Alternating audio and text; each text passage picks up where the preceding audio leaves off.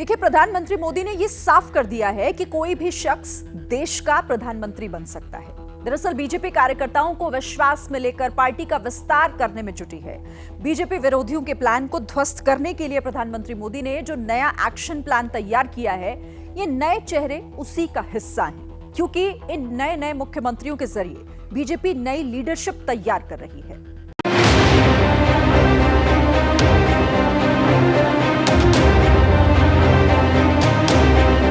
सत्तर साल की वसुंधरा राजे 10 साल मुख्यमंत्री रही, जबकि भजनलाल शर्मा 56 साल के हैं और पहली बार विधायक बने। 64 साल के शिवराज सिंह चौहान करीब 18 साल मुख्यमंत्री रहे, जबकि 58 साल के मोहन यादव को पहली बार मुख्यमंत्री बनाया गया है। 71 साल के रमन सिंह भी 15 साल लगातार मुख्यमंत्री रहे। उनकी जगह 59 साल के विष्णुदेव साय को पहली दफा मुख्यमंत्री बनाया गया है। अटल आडवाणी की युग से आगे बढ़ चुकी बीजेपी अब मोदी और शाह की मौजूदगी में नई लीडरशिप तैयार कर रही है। ऐसे नेता तैयार किए जा रहे हैं जो भविष्य में भगवा पार्टी के सर्वेसर्वा होंगे, क्योंकि बीजेपी इस यकीन पर काम कर रही है कि उसे अगले 3 दशक तक सत्ता में रहना है। 5-10 साल में भारत को महान बनने की प्रक्रिया नहीं होती। 30 साल तक पंचायत से लेकर पार्लियामेंट तक भारतीय जनता पार्टी आती है, तभी भारत माता को विश्व गुरु के स्थान पर हम बैठा हुआ देख सकते। नए चेहरों के आसरे बीजेपी इस लक्ष्य को कैसे पूरा करेगी? क्या है बीजेपी का 2047 का प्लान? ये हम आपको बताएंगे, मगर उससे पहले जान लीजिए कि इन 3 चेहरों के जरिए बीजेपी ने कैसे जातीय समीकरण को साधने की कोशिश की। राजस्थान के भावी मुख्यमंत्री भजनलाल शर्मा ब्राह्मण हैं, मध्य प्रदेश के मुख्यमंत्री मोहन यादव ओबीसी हैं, जबकि विष्णुदेव साय यानी कि छत्तीसगढ़ के मुख्यमंत्री वो आदिवासी समाज से आते हैं और इन तीनों का ही एक अच्छा खासा वोट बैंक बनता है। छत्तीसगढ़ में आदिवासी मुख्यमंत्री की पीछे की वजहों को भी समझिए जरा। देश में 8.9% आबादी आदिवासियों की, देश में 47 सीट आदिवासियों के लिए रिजर्व है। 11 लोकसभा सीट वाले छत्तीसगढ़ में तो 31% आबादी आदिवासियों की है। यहीं से देश भर के आदिवासियों को नया संदेश देने की कोशिश है। इसी तरह ओबीसी के मोहन यादव को मुख्यमंत्री बनाने के पीछे भी जातीय समीकरण है। देश में 42 से 52% तक ओबीसी की आबादी है। CSDS के सर्वे के मुताबिक 2019 में बीजेपी को 44% ओबीसी वर्ग के वोट मिले थे। लिहाजा बीजेपी इसे और बढ़ाकर 24 में 400 के पार वाली प्रतिज्ञा को पूर्णता की ओर ले जाने की कोशिश में है। इसमें मोहन यादव अहम फैक्टर हैं। देश के 4 बड़े राज्यों में यादव बहुत महत्वपूर्ण संख्या में हैं, खासकर बिहार और यूपी में। बिहार में 14.26% यादव आबादी है, जबकि यूपी में कुल आबादी का 10%, हरियाणा में भी 10% आबादी यादवों की है, जबकि मध्य प्रदेश की 30% विधानसभा सीटों में, खासकर बुंदेलखंड की 30% विधानसभा सीटों में यादवों का खासा प्रभाव है। ऐसे ही राजस्थान में ब्राह्मण को मुख्यमंत्री बनाकर बीजेपी ने अपने परंपरागत वोट बैंक को साधने की कोशिश की।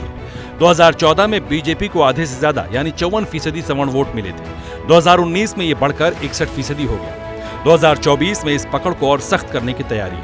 यही वजह है कि तीनों राज्यों के जरिए बीजेपी ने सवर्ण, आदिवासी और ओबीसी तीनों वोट बैंक को साधने की कोशिश की, क्योंकि ये तीनों 2024 के लिहाज से बेहद अहम है।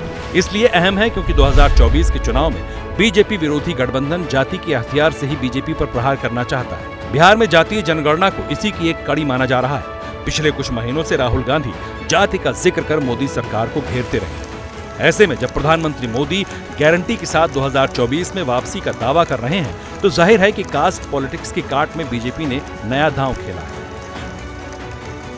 आज की इस हैट्रिक ने 24 की हैट्रिक की गारंटी दे दी है। टीम मोदी की प्लानिंग सिर्फ अगले 165 दिनों की नहीं है, बल्कि अगले 25 सालों की। प्रधानमंत्री मोदी ने खुद 2047 वाली लकीर खींची। हर युवा अपनी जीत देख रहा है। हर वो नागरिक इसे अपनी सफलता समझ रहा है, जो 2047 में भारत को एक विकसित राष्ट्र देखना चाहता है। इसी लक्ष्य को पूरा करने के लिए बीजेपी ने पूरी ताकत लगा दी है। नए नए चेहरों पर दांव लगाकर बीजेपी नई लीडरशिप तैयार कर रही है। मेरे लिए तो देश का हर गरीब मेरे लिए वीआईपी है। देश की हर माता, बहन, बेटी मेरे लिए वीआईपी है।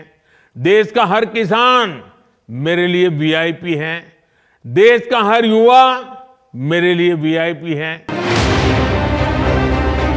अपने इन्हीं वीवीआईपीज के जरिए पीएम मोदी 47 तक सत्ता में रहने के लिए न सिर्फ पार्टी को बल्कि प्रदेश और देश को भी चौंका रहे हैं। भजनलाल शर्मा जैसे पहली बार के विधायक को मुख्यमंत्री बना रहे हैं। मोहन यादव और विष्णुदेव साय जैसों को सत्ता सौंप रहे हैं। सियासत के सीक्रेट सुपरस्टार को सामने ला रहे हैं।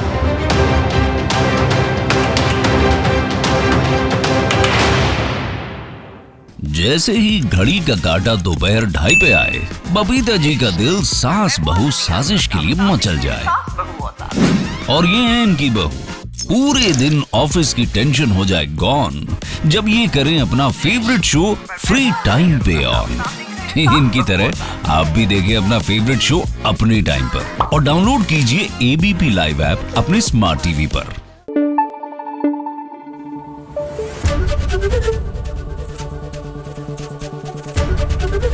एबीपी न्यूज आपको रखे आगे।